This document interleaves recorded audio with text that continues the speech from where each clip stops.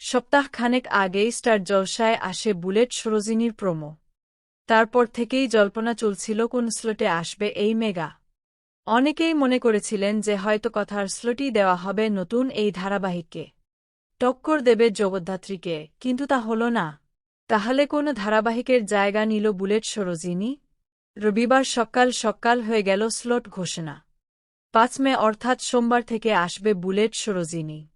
আর দেওয়া হয়েছে বিকেল ৫টা ৩০ মিনিটের স্লট, অর্থাৎ জায়গা নিচ্ছে ২ শালিকের। ৫ মে থেকে এটি মুখোমুখি হবে আনন্দীর, যদিও ২ শালিক শেষ করা হবে না স্লট বদল, তা এখনও স্পষ্ট নয়। কিন্তু সোশ্যাল মিডিয়ায় খুব বিরক্ত নেটপাড়া।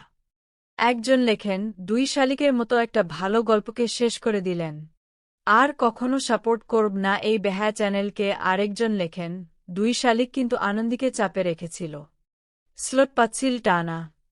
এবার বুলেট সরোজিনীকে এনে কি আছে দেখতে চাই স্টার জলসার কপালে। ধারাবাহিকের নায়িকা সরোজিনীর শাশুড়ি রাগিনী চ্যাটার্জির চরিত্রে দেখা মিলবে তার।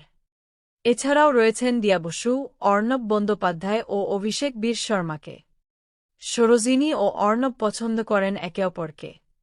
প্রোমো থেকেই স্পষ্ট, সাধারণ পারিবারিক গল্পের পাশাপাশি একটা টানটান রহস্যরোমান্স থাকবে এই ধারাবাহিকে।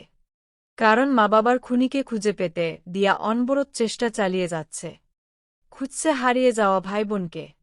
আপডেট সবার আগে পেতে এখনই চ্যানেলটি সাবস্ক্রাইব করে বেল আইকনে ক্লিক করুন।